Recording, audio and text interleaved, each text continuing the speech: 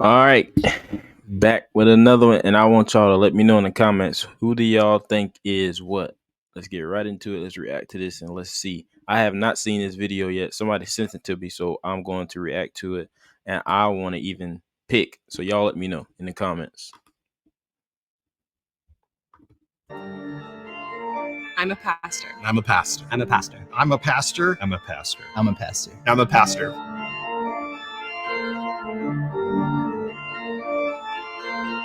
I want to see the odd one.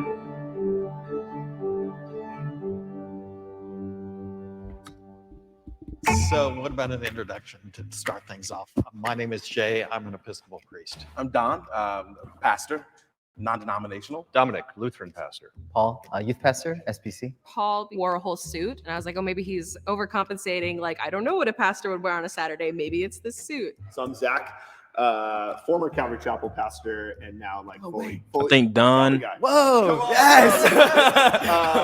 Yeah, hence the tattoos and stuff. My strategy is going to be this idea of really trying to just hear the heart behind why I don't people know. are pastoring. Daniel, also youth pastor, non-denominational. I'm Anna, largely non-denominational, kind of all over the place over the years. I mean, I have a question education. So Sure. seminary, maybe degree. So automatically everybody's gonna be like, the woman isn't a pastor because it's popular now, but it may not be. So right now I'm just gonna say that Don is not a pastor. Degrees, I don't know. Seminary, theological studies. Okay. Yeah. Where at? King's College as well as Oxford University. Yeah. Was that an MA or was it an MDiv or You're what? drilling me in. I know.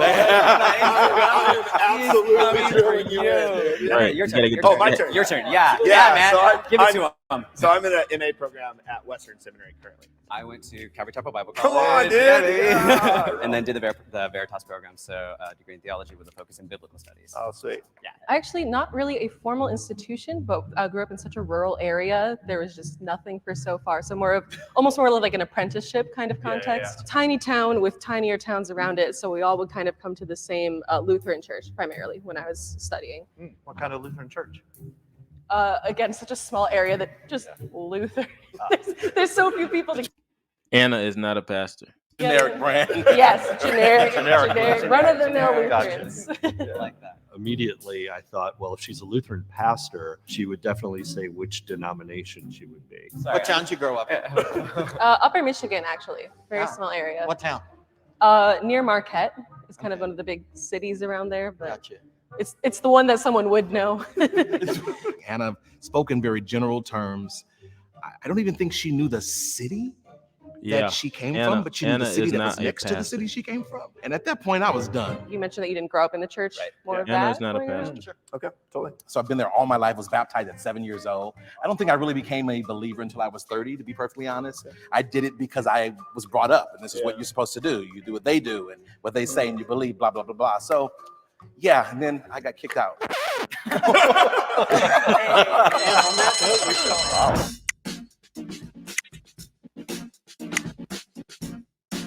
From what I knew about Lutherans, there should have been a very specific answer to that question, and that kind of threw me off.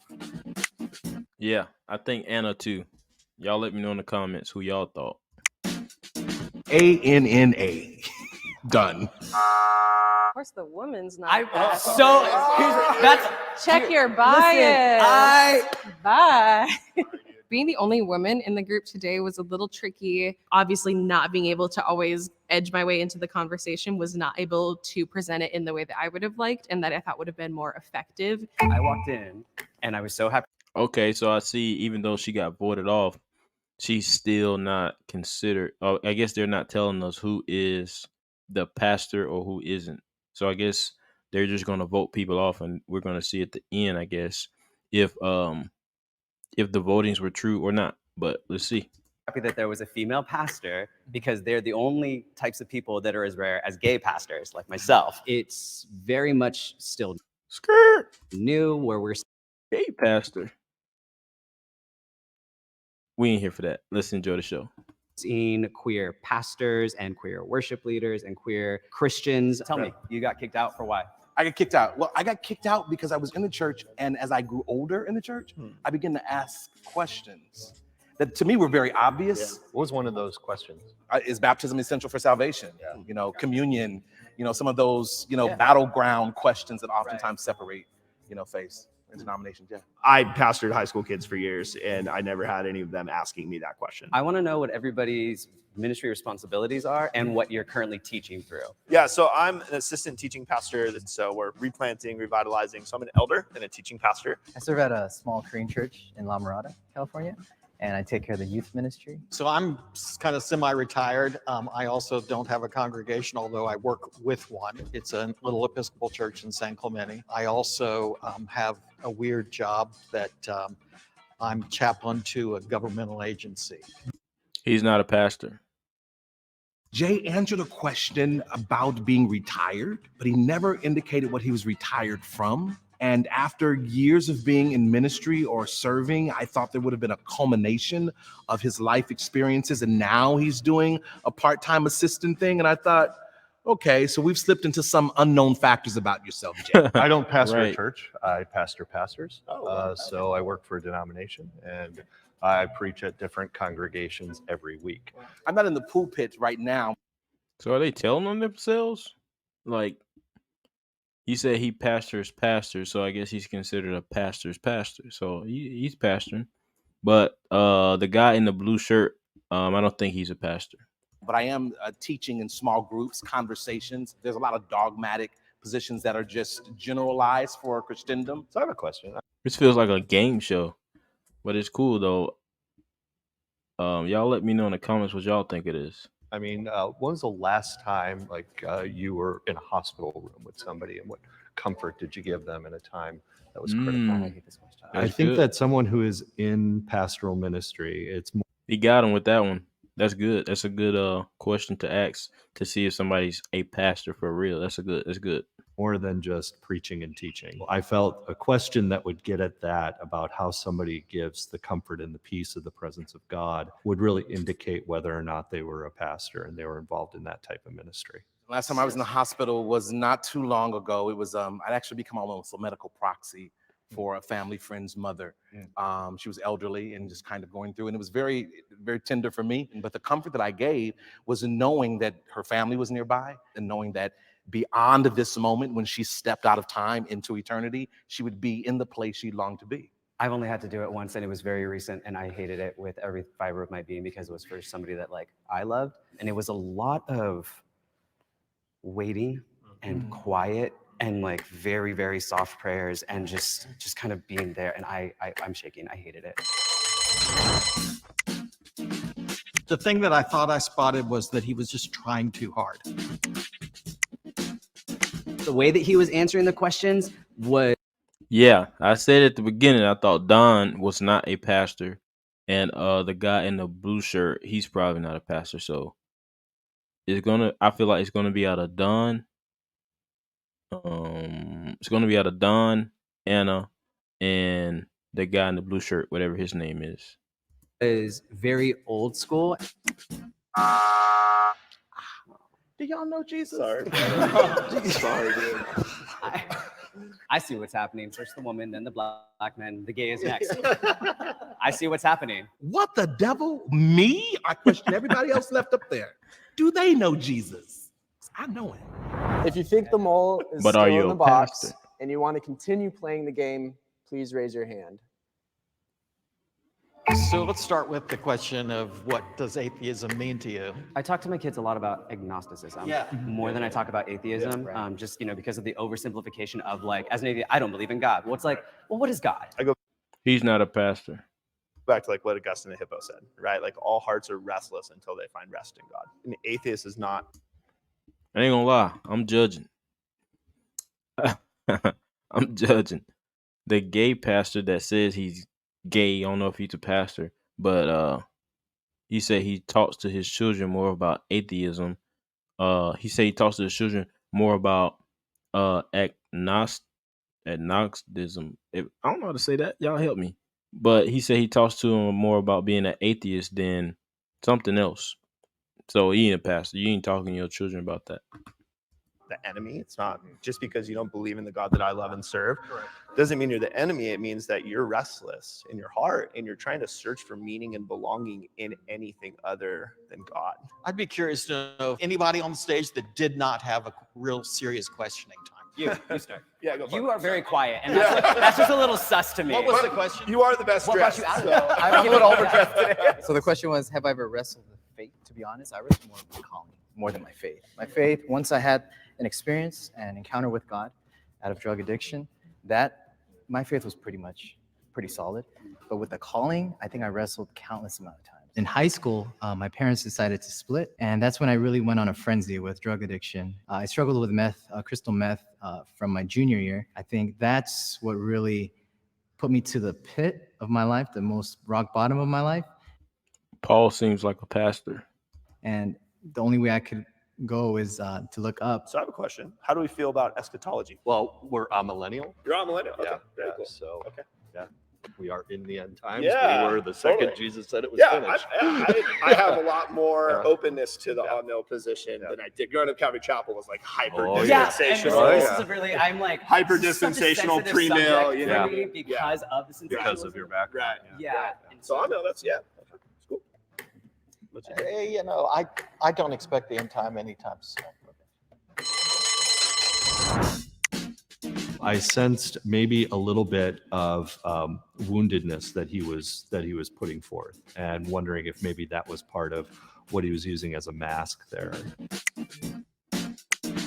I won't lie to you, Jay looked super familiar, and I was banking on him being a paid actor that I had seen in something before. There was a tie. The tie.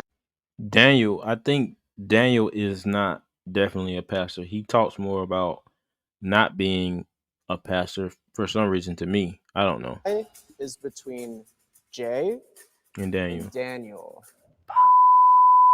I will give you each He's not a pastor. on the clock 30 seconds to state your case. You know, I don't know what to say except that I think I should have not voted for the redo.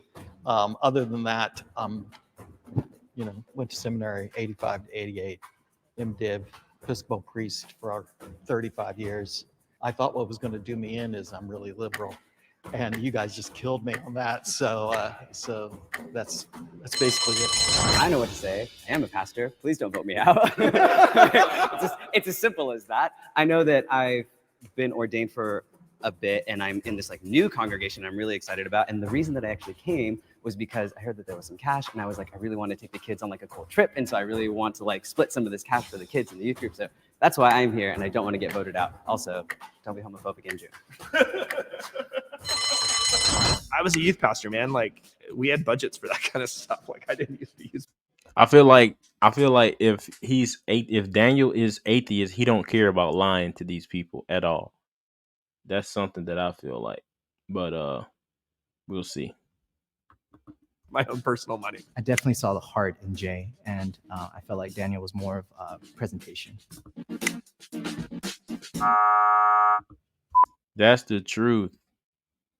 He said he felt more of heart from Jay and felt presentation from Daniel. I think Daniel just lied. And they keep blurting him out, so he must have cursed and everything. But they ain't, you know, people today don't care that pastors are cursing, so who cares? I care. He shouldn't be cursing if he's a pastor. I told you. Wow. Called it. If the lights turn green, that means the mole is out and you win. If the lights turn red, that means the mole is still in the box and you lose. 3, 2, 1. Oh. So 5 pastors versus 2 atheists. So the 2 atheists are gone, which was Anna. I'm going to say it now. Anna and Daniel were the atheists. I'm going to tell you now. Yeah. Nice. Good job, guys. That's cool. Can the moles please reveal themselves? 1, 2, 3. Wow. Ah. But I'm I was right. Daniel and Anna were the atheists. They just seemed like it. at first I was saying Don, and he ended up getting voted off, but I guess everybody was questionable at the moment. But I thought that Daniel and Anna were atheists because Anna didn't even know how to answer questions. She was getting nervous, and Daniel was more like, I felt like he was just telling lies. Well, let's see. Pray against the rest. Oh yeah. Hey, my apologies, man. Absolutely. My apologies. Absolutely. And Calvary Chapel, all of that was real. I do have a degree in theology from Calvary Chapel Bible. Got it. A big part of it was a personal desire for knowledge and understanding of my own existence. So that was really what drove the course. And I wanted to feel like I was doing everything I could to get those answers. So I have actually worked in the church for about 8 years crazy. total as a pianist and organist on and off. So I had a lot to draw from. Here's what got me as a Lutheran. I know what there it are is. no general Lutherans. Yes. Yes.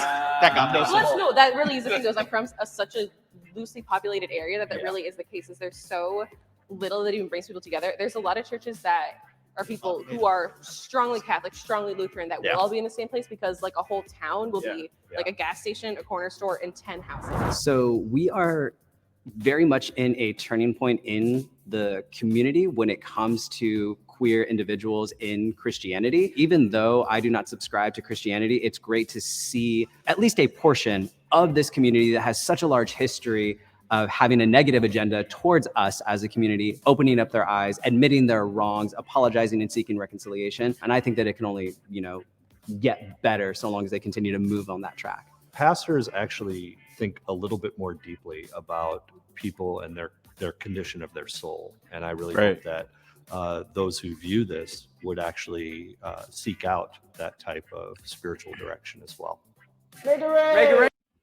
Hey, that's fire. Y'all let me know. I want more videos like this. So y'all maybe can let me know about some channels that do stuff like this. And I'll see y'all on the next video. Don't forget to subscribe.